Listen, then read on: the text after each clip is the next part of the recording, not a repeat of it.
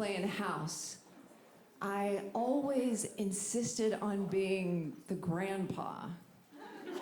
Yeah, because even as a little kid, I understood that grandpa was the best job in the family.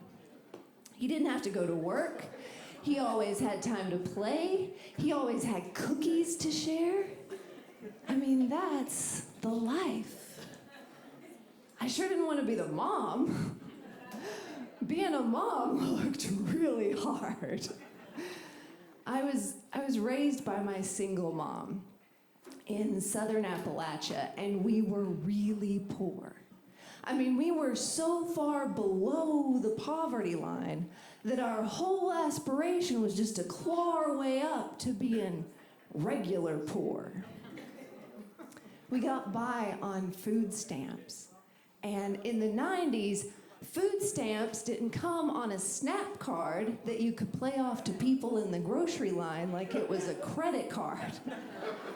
All right, when I was a kid, food stamps came in a booklet that you had to rip out individually. Yes, and they made a sound like so no one could mistake you for someone paying with cash. They weren't even green. The $5 stamp was purple. And it had a picture of Alexander Hamilton on the front looking like, you should be doing better. Purple. I remember when I was about 6 years old and we were down to our last food stamp. We used it to buy a gallon of milk. And as we were carrying it to the car, it slipped out of my mom's hand and smashed open on the pavement. And my mom started crying. And then, of course, I started crying. And then she started laughing. And I said, Mama, why are you laughing? And she said, because there's no use crying over spilled milk. Yeah, my mom could really land a dad joke.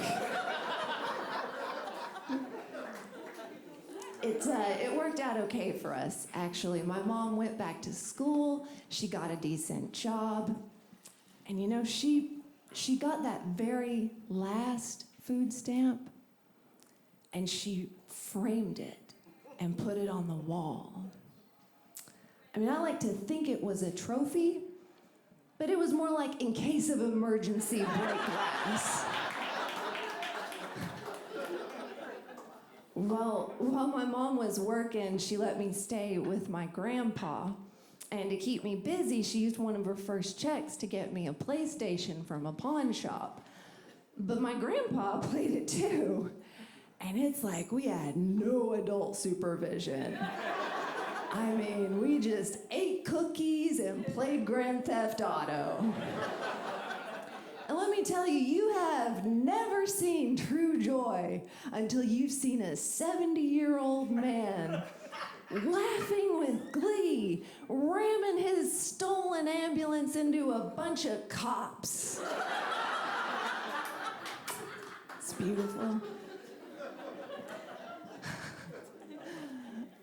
I remember my grandpa, his hands were arthritic, and I was just a kid, so if there was a part of the game that was too tough for us to get through, he would say, go online and get us some cheat codes, because there's no use crying over the stuff we can skip.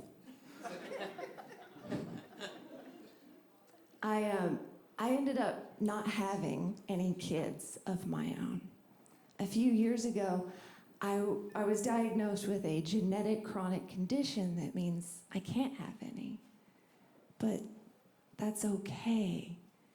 Because see, I learned a long time ago that there's no use crying over spilled milk. No use crying over the stuff you can skip.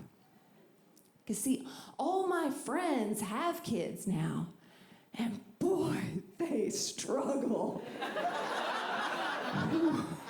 When they get tired and frustrated, they send those little buttholes over to my house to eat cookies and play Call of Duty. It's like I got cheat codes for life. I skipped straight to the job I always wanted. I am the grandpa.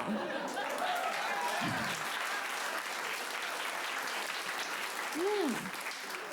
And it really is the life. And I mean, it's good for the kids too, you know, because I'm passing on important life lessons that were handed down to me. I mean, if I don't teach those kids how to properly teabag a corpse, they're just gonna learn it on the streets. Nobody wants that. All right. I'm gonna go eat some cookies. Y'all have a great night.